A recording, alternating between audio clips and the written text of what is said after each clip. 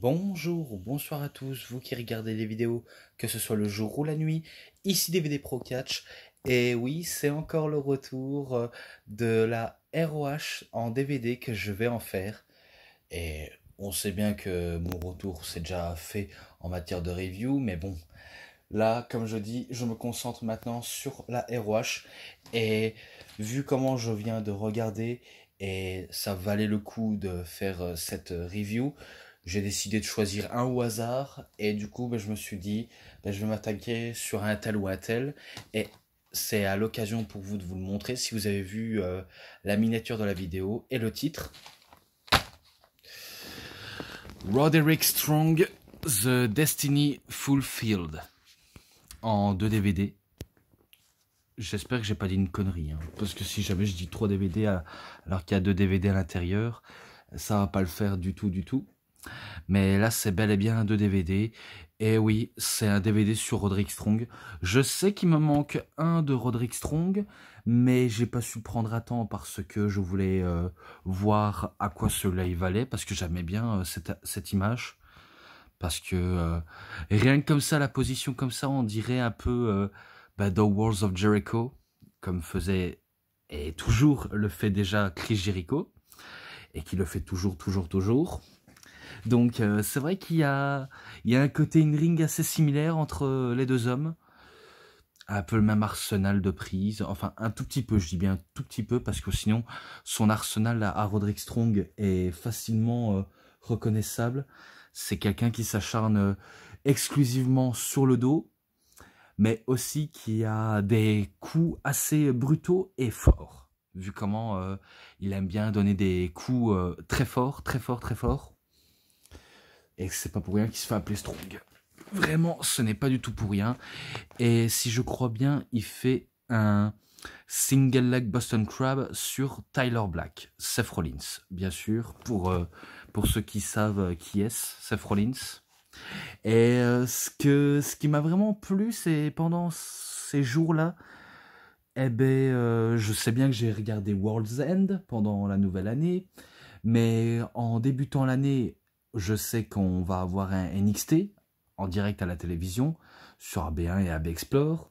Et surtout, la bonne nouvelle qu'on a eue cette année, c'est que on pourra avoir le Royal Rumble comme l'année dernière, mais je pense pas qu'il va y avoir un Elimination Chamber à regarder. Je ne pense pas. Il va bel et bien avoir un WrestleMania 40 à regarder en direct, et ça c'est assez cool, et on peut remercier la WWE et la chaîne du groupe Media One pour ces efforts-là.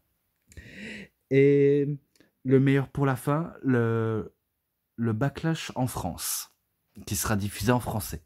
Ça c'est classe. Ça c'est vraiment classe. Et ils en ont parlé un quatrième, mais ça n'a pas été encore dévoilé.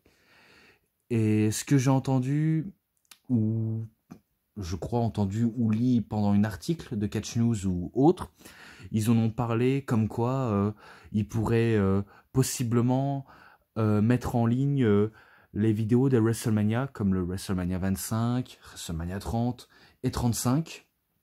Donc, allez, je me dis, pourquoi pas le diffuser à la télé, ça pourrait être un moment de nostalgie pour certains. Donc voilà, c'était la très bonne nouvelle que je voulais partager avec vous.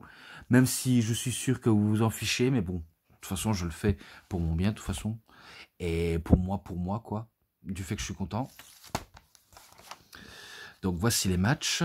Alors il y a 20 matchs. Je tenais à vous le dire, il n'y a pas de match secret. Il y a bel et bien 20 matchs. Et on va continuer au CD numéro 1. Là, Roderick Strong affronte Kensuke Sasaki lors toujours d'un événement de la ROH, mais à Tokyo au Japon. Et c'est The Tokyo Summit le 9 du 14 2008. Donc oui, pourquoi je dis ça le 14 2008 alors qu'il y a beaucoup de chiffres. Alors sachez que les jours fériés ou même les chiffres comme ça, le calendrier américain, c'est pas trop mon fort. Je suis sûr que vous pouvez le constater. Voilà quoi. Mais tout ce que j'ai pensé de ce match, c'était pas mal. Voilà, pas mal, mais sans plus.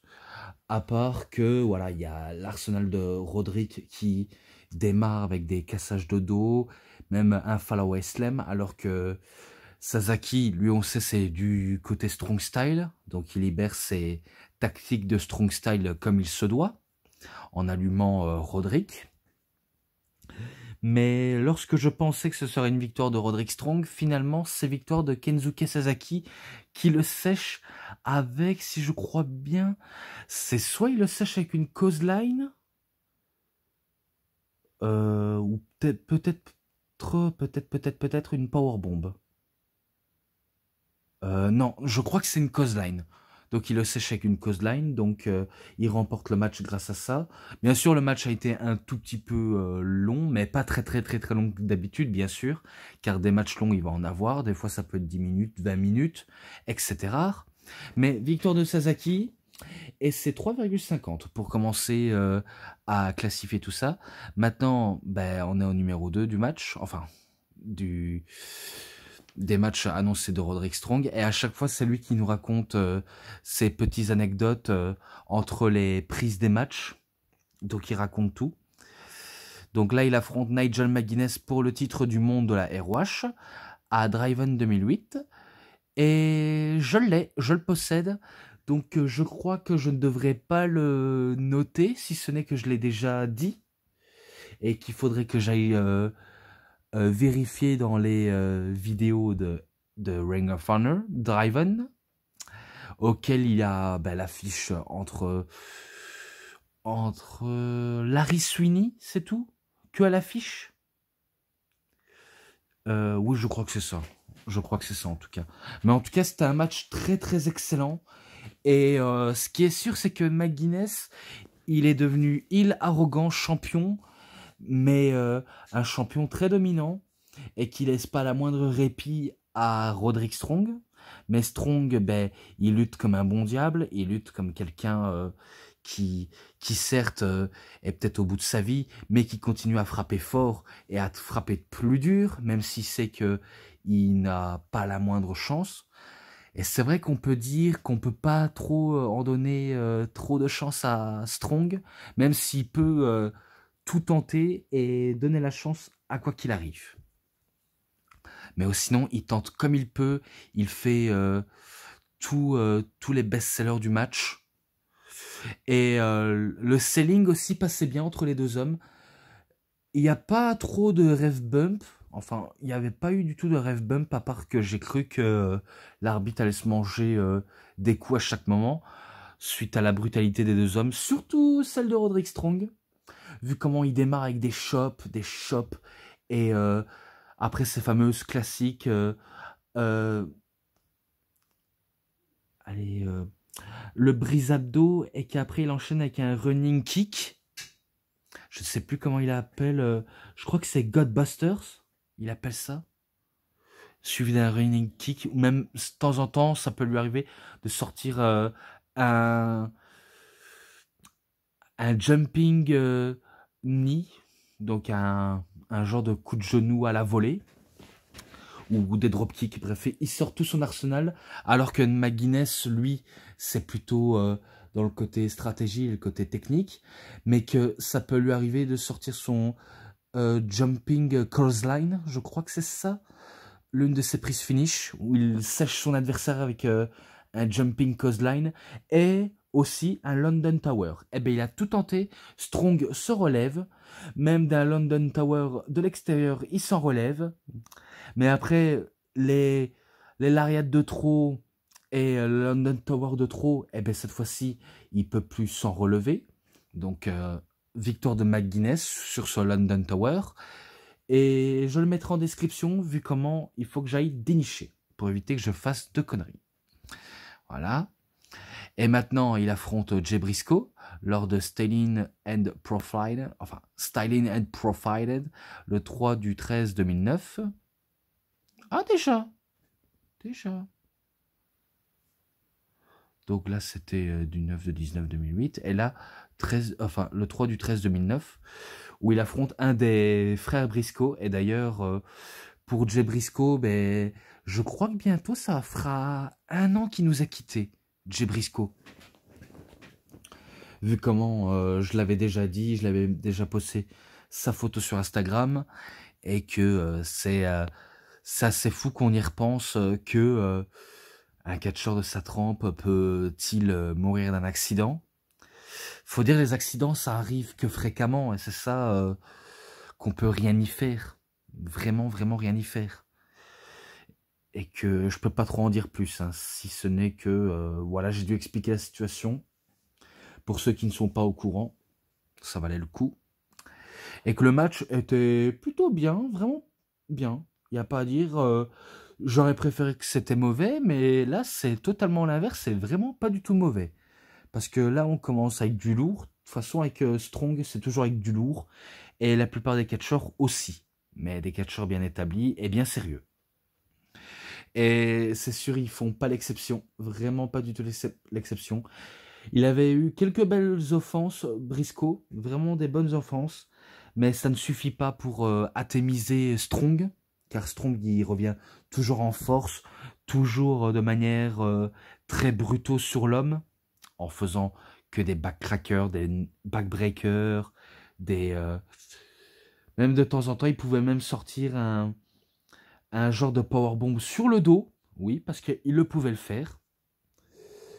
Et voilà, il sort tout ce qu'il a à sortir, tous les dégaines de colonne vertébrale brisée dont il a le secret. De toute façon, même avec une colonne vertébrale brisée, on s'en relève toujours. Et ça, c'est l'exception de ses adversaires. Ah, plus on a mal au dos, plus on empire la situation. Mais bon, eux, ce sont des fous. Et oui, et oui. Et que même si Briscoe a voulu tenter son fameux jumping clothesline de la 3e corde, parce que des fois ça lui arrive de sortir ce jumping clothesline ou d'un autre prise, mais je ne sais plus de quoi il pouvait gainer son arsenal. Il faut que je sois concentré sur ce qu'il en dégage sur le ring. Mais tout ce que je sais, c'est que à force de subir des combos de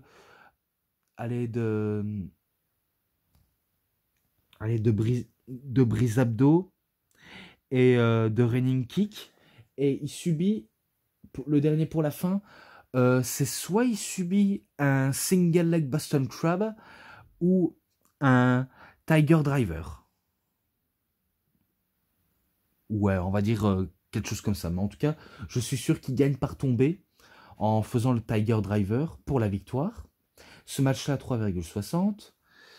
Et ensuite, encore un autre match de Strong. De toute façon, c'est que ça, c'est que le thème principal de Roderick Strong. Super Card of Honor numéro 4, le 4 du 3 2009, où il affronte Katsuhiko Nakajima, actuel champion de la All Japan Pro Wrestling, lui qui a catché du côté de la Noah, et je ne sais pas s'il a fait aussi une apparition du côté de la NJPW.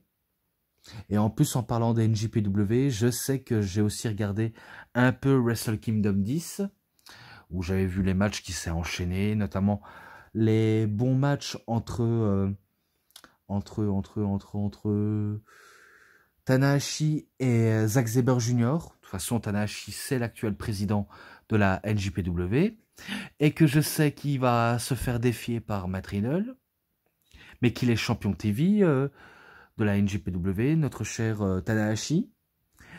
Match par équipe où il y a eu TJP avec un de ses partenaires dans The Los Ingobernables of the Rapon pour le titre junior par équipe.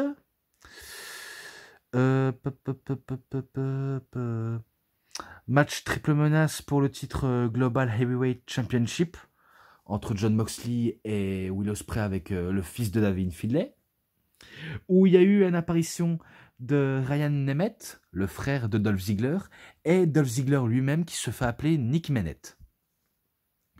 Donc ça laisse entendre que il va catcher au Japon. Donc Dolph Ziggler, il catch au Japon. C'est quelque chose assez inédit. Après, on a eu des bangers aussi, comme Bryan Danielson contre Kazuchika Okada lors du Japon, auquel c'est Okada qui est venu à bout de Danielson. Après, il y a eu Naito contre Sanada. Bref, des matchs qui s'en suivent.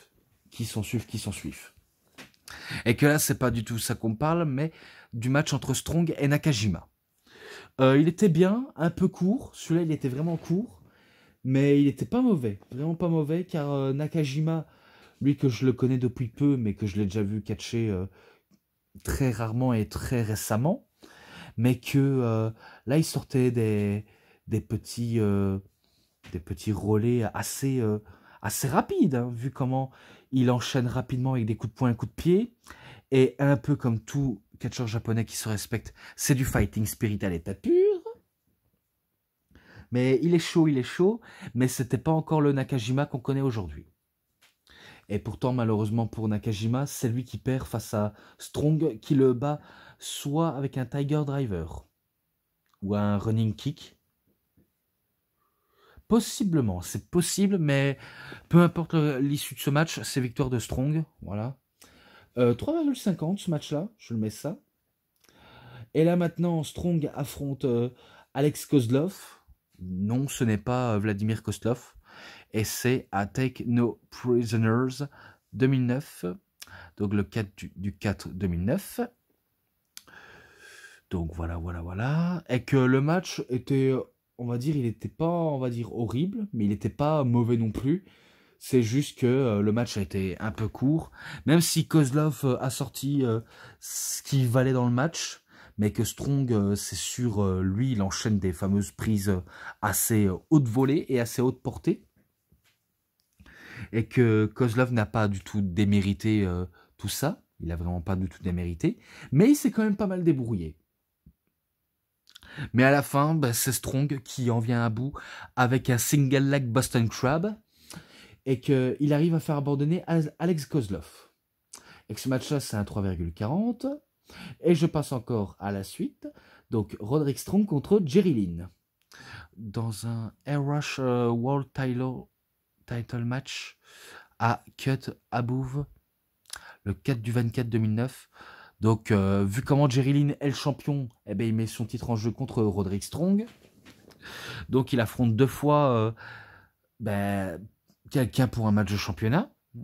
Et ce qui est sûr, c'est que il a tout tenté, il a vraiment tout donné, mais avec l'expérience et le savoir-faire de Jerry Lynn, ça va très bien faire la différence. Hein.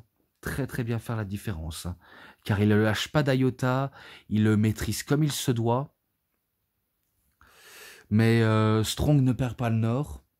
Et pourtant, à force d'enchaîner des attaques et des prises, à un moment donné, il va se cogner la tête contre une des barrières avec une plaque de la fameuse plaque de Airwash, auquel il va se recevoir en pleine tête et auquel il va saigner de la tête. Il va saigner durant tout le match, mais malgré le sang et la douleur, il continue le match. Et même s'il subit sa propre Boston Crab, il va choper les cordes pour s'en sortir et il frappe tout de même fort, même si le sang l'aveugle au niveau des yeux. Mais après, à un moment donné, ça va être trop pour lui. Ça va être vraiment trop pour Strong, qui va perdre suite à un... Je crois que c'est un double marteau-pilon. Enfin, un double marteau-pilon, non, qu'est-ce que je raconte? Je crois que c'est un simple marteau-pilon, mais après, Jerry Lynn enchaîne encore avec un autre marteau-pilon pour le pistonner dans le ring, et que Strong, un coup qu'il est KO, il perd le match. Donc, dommage pour Strong, qui échoue à la deuxième tentative, mais face à un catcheur différent.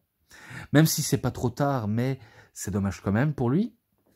Mais bon, le match était bon, je lui mets un 3,70 ou 70 si vous préférez. Donc voilà, pour moi le match là était pas mauvais et que Jerry Lynn a très bien fait son taf, comme Strong d'ailleurs.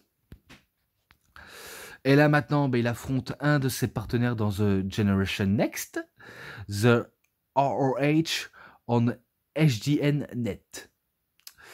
Épisode 7, donc il est à l'épisode 7 de HDNet, du show hebdomadaire de la ROH, où il affronte son meilleur ami et son meilleur partenaire, et on peut dire un petit peu Némésis, hein, vu comment les deux ont toujours voulu se surpasser, mais c'est cool de les voir s'affronter. En tout cas, pour ma part, c'est très cool, même si je me rappelle dans le match, Harris évite à chaque shop, parce qu'il ne veut pas se faire choper par Strong, car il sait que Roderick tape hyper fort au niveau des pecs et même au corps. et que voilà, il décide de jouer très très intelligent, car il va jouer que à la stratégie de quelqu'un qui veut pas se faire choper, et encore moins se faire choper, quoi. Donc il essaie de jouer avec les esprits, mais Strong, totalement têtu, rallonge son objectif pour redoubler d'efforts et surtout pour quand même faire du sale à son meilleur ami. Même s'il n'y a aucune histoire d'amitié brisée, mais ce sont deux amis qui veulent en découdre.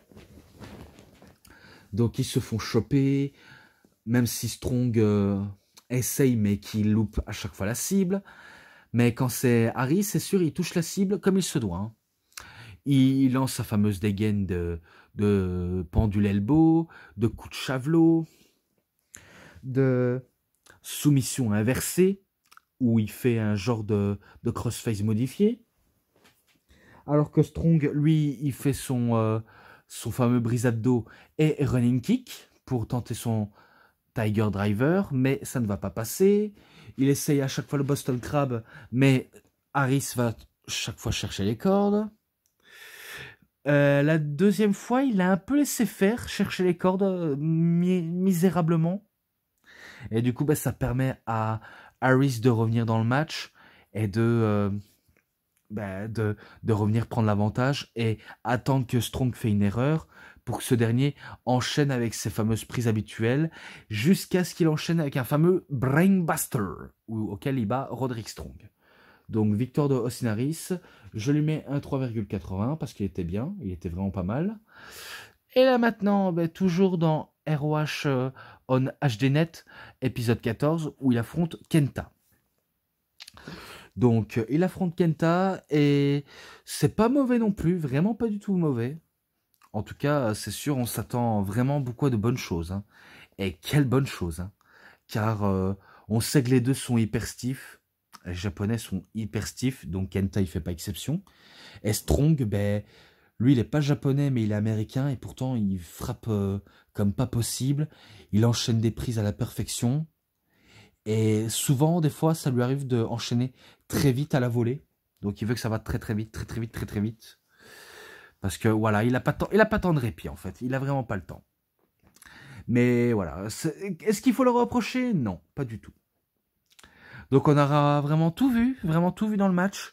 Mais à la fin, alors que Strong avait l'avantage, il voulait enchaîner son fameux brisade dos, running kick et ses brisages de dos et surtout le Tiger Driver. Et c'est là où Kenta commence à esquiver et aussi à contrer l'avantage. Tente un go to sleep, même si le go to sleep ne va pas passer, la deuxième non plus, mais le troisième, il va le passer pour que Strong ne s'en relève pas. Donc JTS de la part de vrai utilisateur du GTS, Kenta, qui remporte la victoire. Donc voilà. Ce match-là, 3,90 ou 90 si vous préférez. Et là maintenant, oui. Match pour les titres par équipe. The Violent Tendencies, le 6 du 26 2009. Donc les titres sont en jeu. On peut qualifier ça de The Tag Team Strong Style, on va dire ça comme ça. Je vais appeler l'équipe de Roderick Strong et Kenta The Tag Team Strong Styles contre The American Wolf. Donc Eddie Edwards et Davey Richards. Quel match. Vraiment quel match. Hein. Les deux équipes ne voulaient pas du tout lâcher l'affaire. Oh que non. Ça se lâche pas. Et ça poursuit, ça s'enchaîne. Et que Strong poursuit ses enchaînements habituels, Kenta aussi, même Eddie Edwards et Davey Richards, ils enchaînent là à chaque fois des prises, mais ça ne passe pas, les deux sont hyper collants, car à chaque fois ils sauvent le match, à chaque fois. Mais après, à un moment donné, ça va lâcher, et je crois que celui qui va servir de sacrifice, je crois que c'est Roderick Strong. Car je crois qu'il va se manger un genre de power backstabber bomb et enchaîner une prise de soumission de la part de Eddie Edwards. auquel il n'a pas le choix d'abandonner, Roderick Strong. Donc, il abandonne par soumission. Et ce match-là, je lui mets... Bah, vu comment il était bien, je lui mets un 4,10. Voilà, direct. Et maintenant, le dernier match du DVD 1.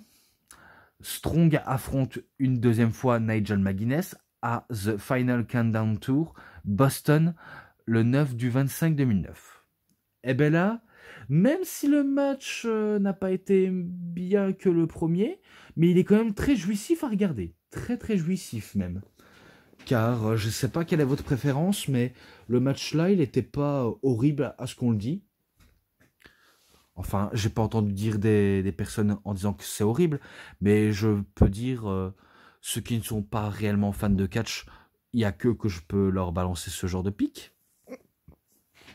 Mais sinon, le match était excellent. Et est-ce qu'une McGuinness va tenter ses fameuses manœuvres d'habitude? Oui, mais cette fois-ci, ça n'aura plus aucun effet sur Roderick Strong. Vraiment plus du tout aucun effet. Car cette fois-ci, Roderick Strong, il les a anticipé ces fameuses prises à Nigel McGuinness, et auquel il décide de tout contrer, même s'ils veulent retenter une deuxième fois. Mais là, Strong, il a vu clair dans le jeu de Nigel McGuinness, auquel il va pas laisser de temps de répit. Brise abdo, running kick, tentative de Tiger Driver qui ne passera pas, mais que McGuinness se dégage. Tentative de single leg Boston Crab qui ne va pas du tout abandonner. Il retente une nouvelle fois ses fameuses prises habituelles. Et là, c'est sûr, c'est Roderick Strong qui bat Nigel McGuinness clean. Voilà, tout simplement. Et ce match-là, 3,70. Je le mets ça tout de suite. Et maintenant, je passe au DVD 2 sans trop tarder. Voilà. Donc, Roderick Strong contre Tyler Black, The Omega Effect, le 11 du 14 2009. Alors oui, je crois que c'est leur premier affrontement entre les deux hommes, entre Strong et Black. Et ce qui est sûr, c'était pas mal. Le match-là était vraiment pas mal. Car les deux nous offrent un sacré performance. Mais une sacrée même. Auquel on ne sait pas qui est fait ce qui est heel, mais ce qui est sûr, c'est que les deux étaient le favori de la foule. Parce qu'il n'y a aucun débat entre les deux camps. Et à force de trop durer le plaisir entre les deux hommes, parce que Black tente ses fameuses Rolling Pokebomb, Falcon Arrow et toutes les prises de son arsenal, même le Phoenix Splash, tentative même de Fisherman Brainbusters, mais qui ne va pas passer, et que Strong s'en dégage grâce à la corde. Un Pokébomb avec des super kicks. À chaque fois, Strong subit, mais ne perd pas le nord du tout, car il a toujours si bien réveillé. Et il en faut plus pour mettre KO Strong, vraiment beaucoup plus. Mais après avoir trop duré le plaisir, comme j'ai dit tout à l'heure, il n'y aura pas de vainqueur, malheureusement. Les deux ne vont pas ressortir vainqueurs. Il y aura arrêt du temps de l'arbitre, parce que, en fait, si vous voulez, les deux, ils ont dépassé la limite du temps. C'était 21 ou 25 minutes auquel le public réclamait encore 5 minutes pour durer le plaisir, mais non. Car il n'y aura pas de 5 minutes, car les deux sont déjà épuisés. Et que voilà comment se termine le match. Mais le match n'était pas mauvais. Honnêtement, il n'était pas si mauvais. Je le mets à 4,20. Voilà, je le mets ça. Et je repoursuis, mais cette fois-ci avec Bryan Danielson. Donc, Roderick Strong contre Bryan Danielson lors d'un épisode de 34 de Airwash on HDNet. Et auquel ça commence fort entre les deux hommes. Et surtout avec le public qui ne fait que chanter God the fucking kick on... Attendez. God kick and fucking head, je crois. Je crois que ça veut dire faut lui un gros coup de pied dans sa putain de tête. Ouais, God kick and on the fucking head. À chaque fois, ça chantait ça pour Danielson.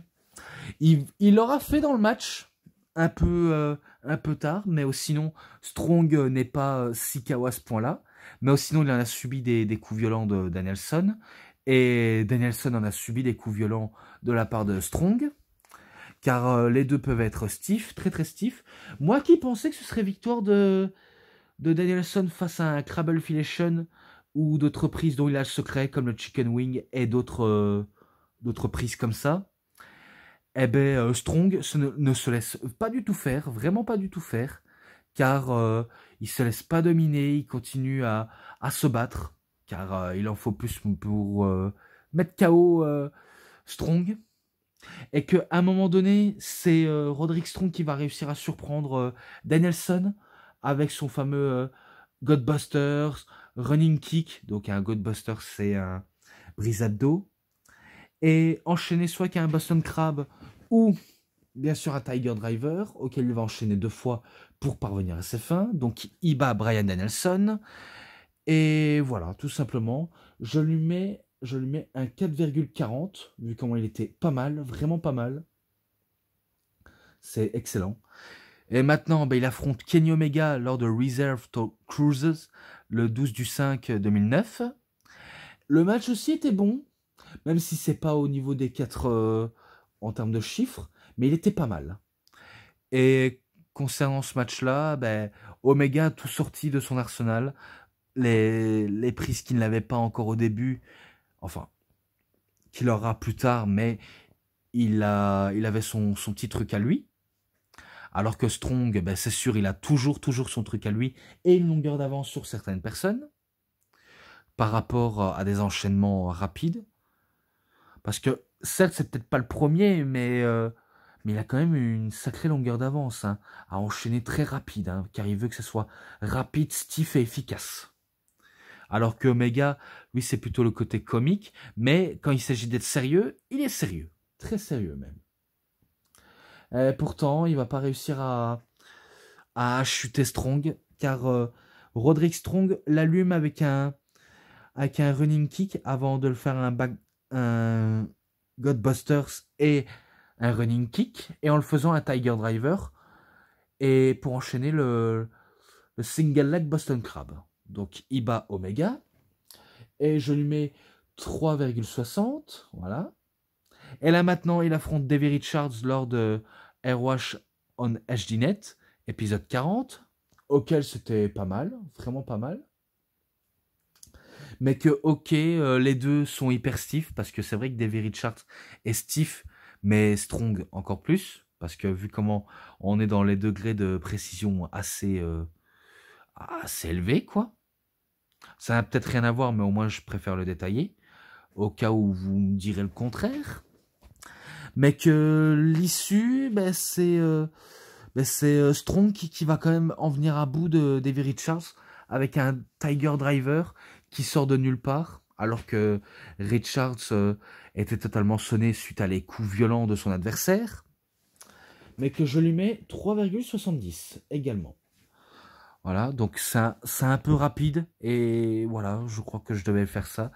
Et le 8e anniversaire du show de la Airwash, le 2/13/2010, parce que le reste, je ne sais plus le chiffre, parce que certes c'est des épisodes, mais soit c'est en 2008, 2009, 2010, mais là c'est carrément en 2010, où il affronte Brian Kendrick, auquel le match était bien, même si je me rappelle au début Kendrick, il essayait en aucun cas d'éviter l'affrontement, mais il peut pas échapper à la fureur et à la brutalité de Roderick Strong, qu'il enchaîne, et même dans la foulée par surprise, Kendrick peut enchaîner ses fameuses prises, mais ce n'est pas assez suffisant pour en venir à bout de Roderick Strong, et c'est Roderick Strong qui il allume avec ses prises habituelles, et en faisant son fameux single leg Boston Crab pour la victoire. Donc il fait abandonner Brian Kendrick, si je dis pas de bêtises bien sûr, car je veux aller droit au but malgré tout. Et bien ce match-là à 3,50, même si j'aurais bien voulu mettre haut, mais bon, on fait comme on peut, je fais avec les moyens du bord. Et encore un match par équipe, où cette fois-ci il fait équipe avec Tyler Black contre Austin Harris et Kenny King lors de ROH HDNet épisode 49. Où là, il n'y a pas de titre en jeu, mais juste 4 mecs qui veulent régler ses comptes. Et que si je crois bien, Austin Harris était le champion cette période. Et que Tyler Black courait après cette ceinture. Mais aussi un autre homme courait après cette ceinture, c'est nul autre que Roderick Strong. Donc oui, les deux ont le même objectif. Et qui s'étaient tous les deux jurés de s'affronter une deuxième fois au moment venu. Eh ben ça viendra. Pour l'instant, ben, au match jouissif par équipe qui a eu lieu. Et il y a tellement de trucs à dire que je sais pas par où commencer, si ce n'est que c'était bien. Il y a eu, je crois, une intervention de... Je sais pas de qui, mais je sais même plus comment il s'appelle, mais en tout cas, il a aidé à remporter la victoire à Austin Harris et à Kenny King. Mais c'est victoire de ces derniers. Donc 3,40. Et là maintenant, ben, Roderick Strong, il affronte Colt Cabana lors de 8 Chapter 2, le 7 du 23 2010. Le match était bien, vraiment bien, même si on s'attend pas beaucoup à mieux. Car Strong, comme d'habitude, il enchaîne avec ses fameuses backbreakers. Vu comment c'est pas pour rien qu'on l'appelle Mr. Backbreaker en personne. Alors que Colt Cabana, lui qui est un gros inspirateur de The American Dream Dusty Rhodes, enchaîne les Dusty Bionic Elbow. Et c'est prises à lui dont il a le truc, où il peut faire sa personnalité. Même si on dirait qu'il a beaucoup plus pris de Dusty Rhodes. Mais bon, ce n'est pas assez suffisant. Mais c'est victoire de Roderick Strong malgré tout. Et il le bat avec un Tiger Driver, tout simplement. Et là maintenant, ben, il affronte une nouvelle fois son meilleur ami lors de Salvation le 7 du 24 2010. Et j'ai oublié de noter ce match, c'est un 3,5 entre Strong et Colt Cabana. Et maintenant entre lui et Austin Harris. Eh ben, ils ont voulu faire mieux. Vraiment faire mieux. Et ils l'ont fait. Ils l'ont vraiment fait mieux. Si j'aurais voulu, je vous aurais menti, mais là, pas du tout. Et que ils ont tout tenté.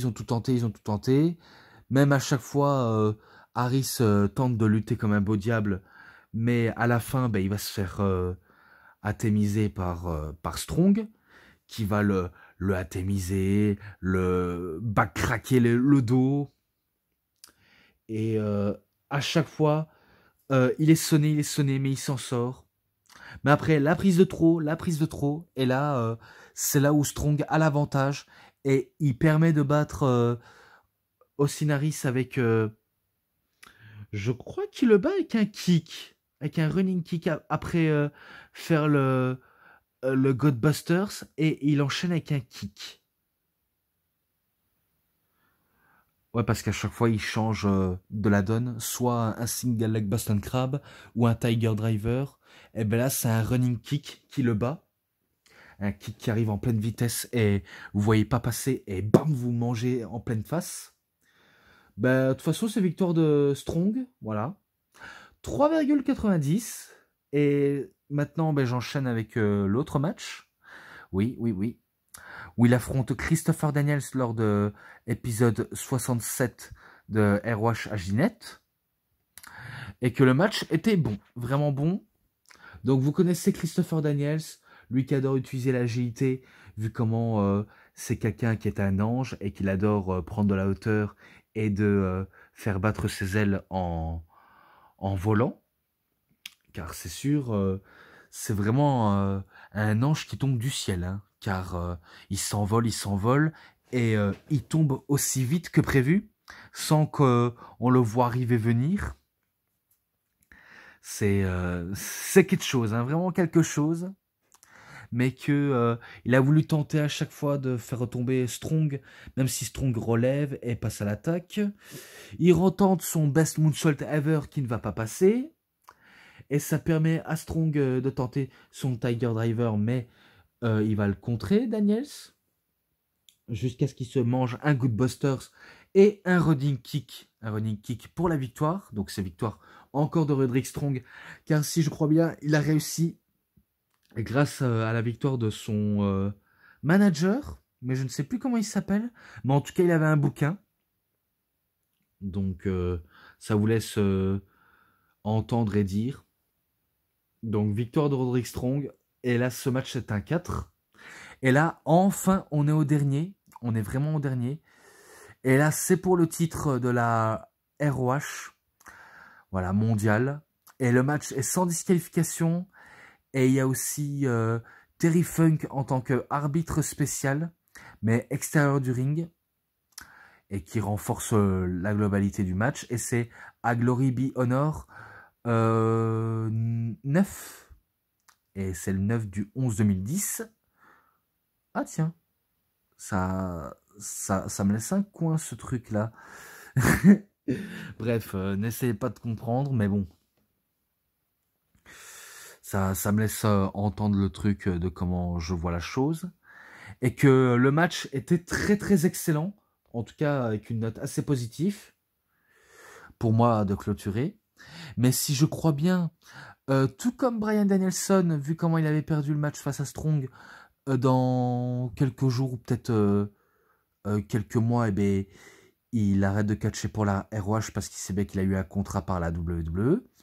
Et quant à Tyler Black, si jamais il perd le titre face à Roderick Strong, ça veut dire qu'il pourrait quitter la ROH pour aller signer à la WWE. Mais tout d'abord, il va passer par le club école, la FCW, avant d'y aller à NXT et de percer dans le roster principal. Et maintenant, on sait de comment Seth Rollins a percé. A percé vraiment, vu comment il est devenu quelqu'un d'assez intouchable. Même ses défenses de titre, certes, ils sont un peu glorieux pour certains, mais peu mémorables, mais il défend son titre comme un véritable champion qui défend tous les soirs. Et ça, c'est positif.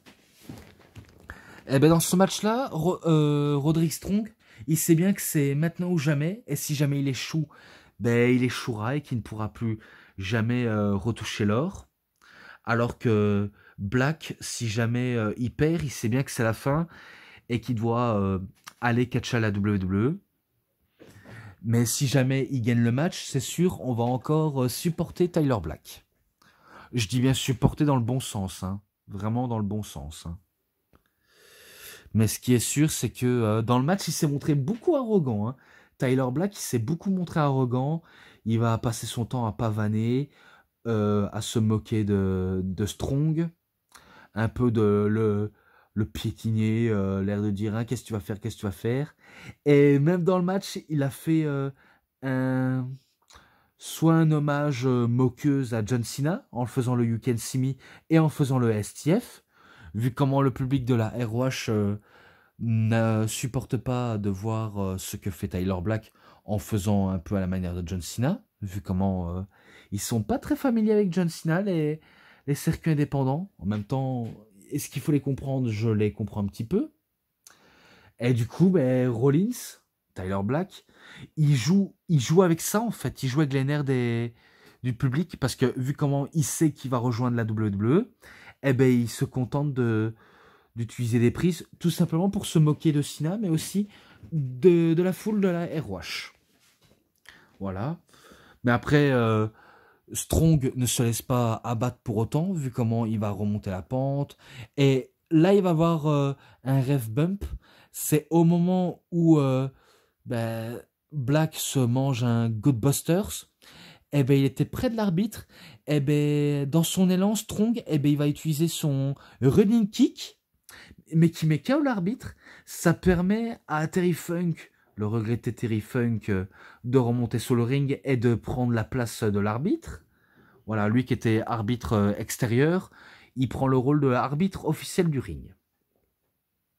Et du coup, ben, le match va s'enchaîner normalement, avec un Black qui va enchaîner ses prises habituelles pour parvenir à bout de Mr. Backbreaker. Mais Mr. Backbreaker enchaîne ses fameuses prises fétiches, très fétiches.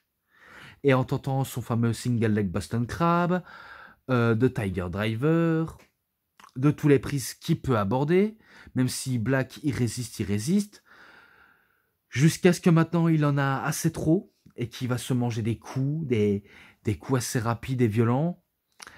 Ghostbusters et Running Kick pour la victoire. Donc victoire de Roderick Strong suite à ce Running Kick et auquel il remporte le titre de la ROH. Donc nouveau champion Roderick Strong. Et le match là, je lui mets un 4,5. Voilà. Et voilà comment se clôture ce DVD. Donc j'espère que j'aurai été tout en profondeur et que ça a été plutôt bien. Moi en tout cas, je l'ai vraiment trouvé très jouissif et très bien surtout. Et maintenant, ben, je mets la note. Donc les matchs ensemble, 4,50. Voilà, il n'est pas du tout mauvais, même si je sais qu'il me manque Messiah of the Backbreaker. Il me manque aussi les Austin Harris, les Alex Shelley. Enfin, un de Alex Shelley. Je sais pas si Jack Evans il en a, mais je n'en suis pas sûr en DVD. Bien sûr, il me manque celui de Homicide, Dalton Castle, Cody Rhodes, en ROH plus WWE, Matt Tavern, Will Ospreay, Kenny Omega, les Young Bucks, les Briscoes, Jay Lethal, ACH, AJ Styles, bien sûr en renouveau. Encore un de Kevin Steen, mais ça je l'ai déjà dit, mais ça c'est une autre histoire. Même aussi un de Nigel McGuinness que je ne possède pas. Pas celui du rétrospective, hein, mais l'autre avec le drapeau anglais. Même un de Eddie Edwards quand il est champion. Un de Davey Richards en route vers la gloire. De American Wolf en DVD. Bref, il y en a qui m'en manquent hein, en DVD de ROH. Mais bon, voilà ce que je tenais à dire. Et il a été très kiffant. Donc moi, je décide de mettre fin à cette review. Donc voilà. C'est tout pour cette review. C'était DVD Pro Catch. J'espère que ça vous aura énormément bien plu. Et si vous avez aimé cette vidéo, vous savez ce qu'il vous reste à faire. Likez la vidéo, commentez, partagez. Abonnez-vous à ma chaîne et cliquez sur la petite cloche pour avoir plus des notifications et des prochaines vidéos. Et moi, je vous dis bonne journée, bonne soirée à tous. Au revoir tout le monde pour une prochaine vidéo. A plus à tous les fans de catch. Allez, bye bye tout le monde.